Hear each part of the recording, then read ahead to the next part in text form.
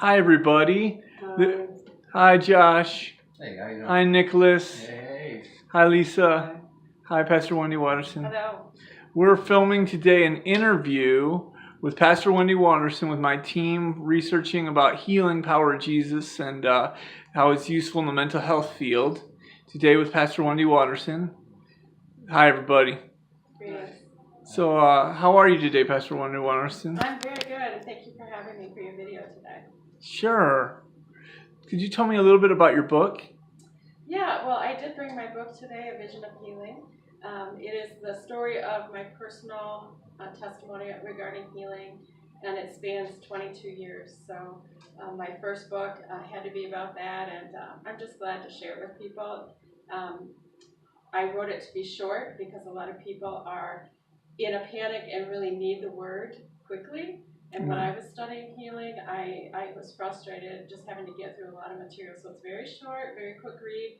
And if somebody needs help in this way, can just pick it up and finish it in a few hours. What's it about? My testimony is about being diagnosed with rheumatoid arthritis in 1995. And how that I started out on many heavy meds.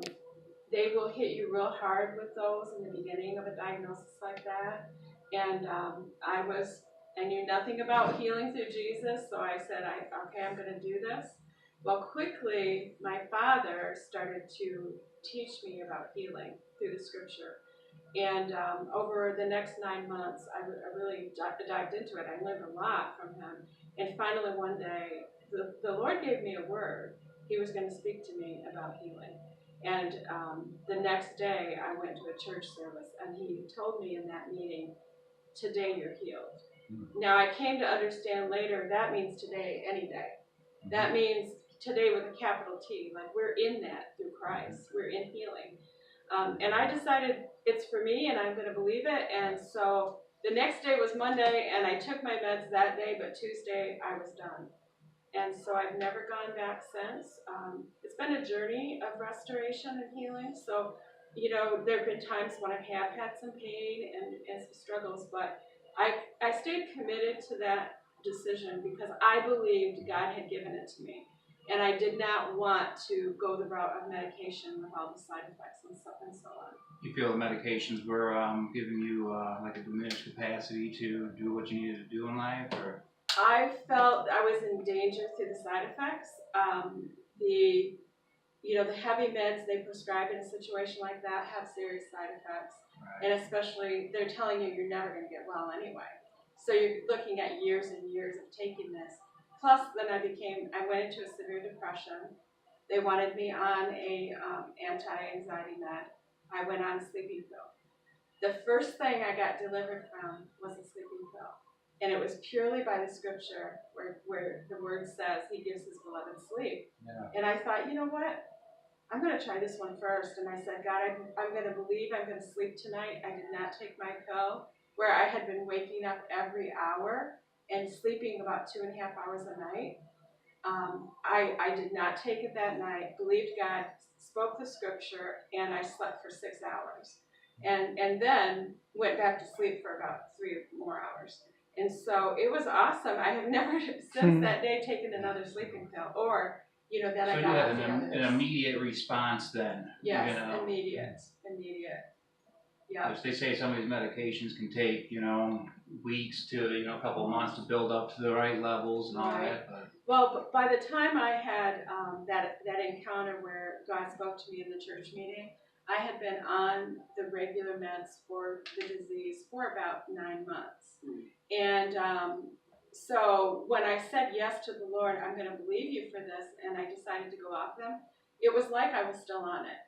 Now, I had tried to get off it a couple times before, where my faith was really not completely there, and I could not walk by the time the day was over. So this time, it was like I was still on the meds, meaning I had some pretty good control where I could function and do my work and take care of my kids. But I had some pain still. But I thought, okay, well, this is good, And I actually was afraid to go to my doctor and tell him this, but I did go.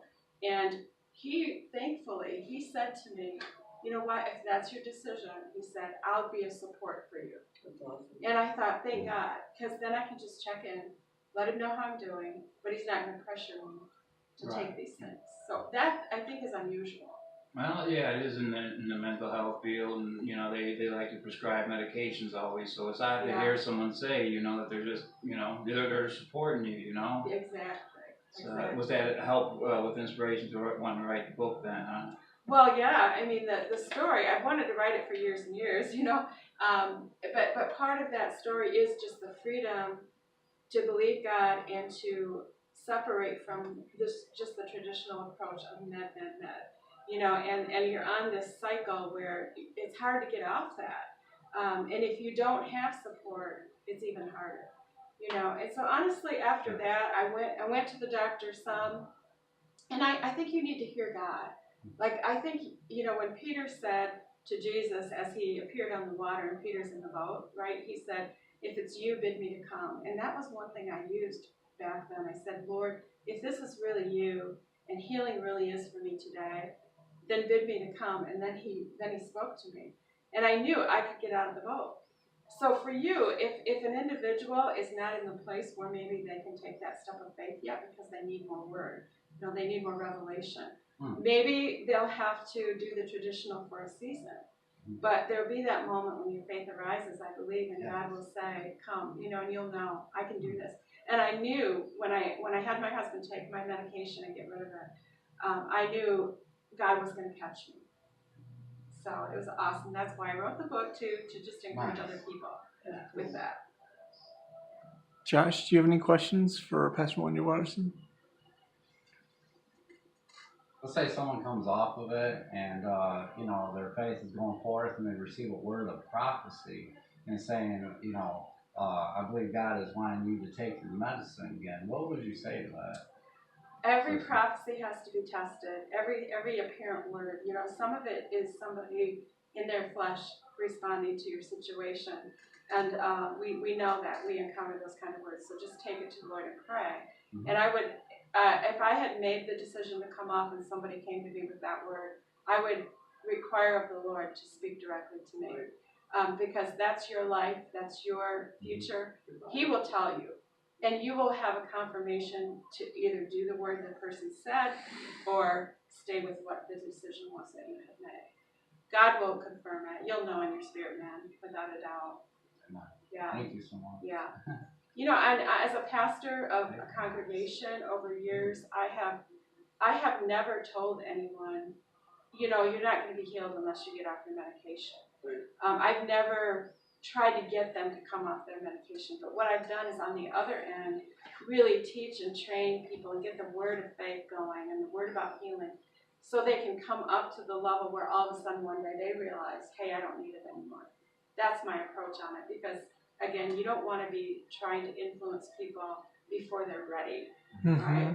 I do think there's a lot of unfortunate, I guess I want to say even abuse in the world of pharmaceuticals.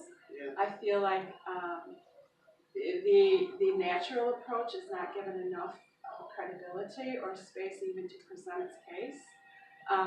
God, over the years, gave me many natural things to do. He would instruct me about my diet, and he would tell me specific words about things I was eating or not eating that helped me. You know, and so there's all of that realm too. God made the plans. You know, He knows what's needed. Other types of healing, you know, not the serious disease I had, other types of healing He touched me into.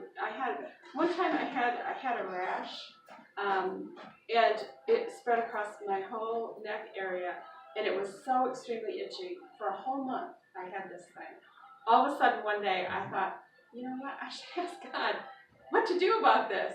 So I prayed, and within like 30 seconds, He gave me a word about something I was eating that was making me break out. And then I heard Him say 6 weeks. And so I thought, okay, I'm going to stop eating that. And on the 6th week, at the end of the 6th week, it was just a pinprick was left. So He had told me basically how long it would take to clear my system of that. God knows. Like, He's a very smart God. He knows what you need, and he'll tell you. Exactly. That's why this really interested me, you know, on a personal level myself. I've dealt with it. You know, I originally came to this town with a back injury in which they wanted to do surgery and everything else, you know. And until I gave it to God and said, hey, you know, like, I can't do this. Can you? I don't want to go through surgery. I don't want to go through medications. I don't want to go through all these things that are just kept tearing me down, you know. And it wasn't helping the problem either, you know. But yeah, it really interests me to come and talk to you because I think it's great that people can finally, you know, that people are more actively looking for alternatives than just the medication, you know, because there seems to be a deeper root, you know, to it more than just taking the meds, you know, there's something more to it, and it's usually what I see is people not having their faith in God, is not having that as their inspiration in life. Yeah, I mean, think about what would happen if all of a sudden in our nation or globally we couldn't get doctors help. You know, something happens where we couldn't access the medication, then what are we going to do? It's like all of a sudden you really have to believe God, you know, for life. Many people would probably pass away. Unless they could all of a sudden reach for God and find Him and know He's got me. You know, He's holding me, He's healing me. So that same scenario, just put it to the present day of saying, you know, I'm stepping into that. I'm believing God now before I'm forced to, you know. And I think any person who, it's like when Peter did get out of the boat and he began to sink. Okay, if we try this and we feel we're faltering, what happened though? Jesus reached down and lifted him up. Yes. And that's what I knew God was going to do. If I started to falter and feel like I'm coming under the influence of the disease again, that His hand would come and lift me up. So He's faithful. He's faithful. So, what made you want to become a preacher? Oh, well, I am a girl, so there is some opposition to that, you know, but I have a degree in psychology and I was going to get my master's. By the time I was due to go back and do that, I had a calling from the Lord as a pastor. And so I decided that was a leap of faith too, just to say yes, God, and begin to function in that, you know. I was already working for someone else in a kind of a shepherding role as a care minister, but then God provided a way for me to get my license and get ordained and so on.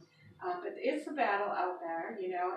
You're not always received. I suppose men and women have the same thing, yeah. But there's a special test for women.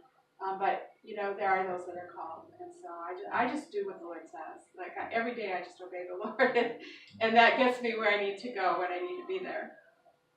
Yeah. One more question for you. How would you address the mental health community with the professionals and asking them and telling them a good way to encourage spirituality among mental health clients? Well, I feel that it's actually pretty well documented that a spiritual life helps you in your healing, and I think that if that community, if those leaders, those professionals would more of them make room for that and understand there is a real good positive effect of prayer, you know, of spiritual fellowship with other believers, of testimony, those type of things, and at least let that be a part of their world, you know, to encourage that in their patients and their clients, and see what it does. Let them look and see what it does for that person. And then I think if they did make that allowance, they would themselves become believers, you know, hey, this really does do something good for my people. So, yeah, I just feel like, you know, it's not been accepted.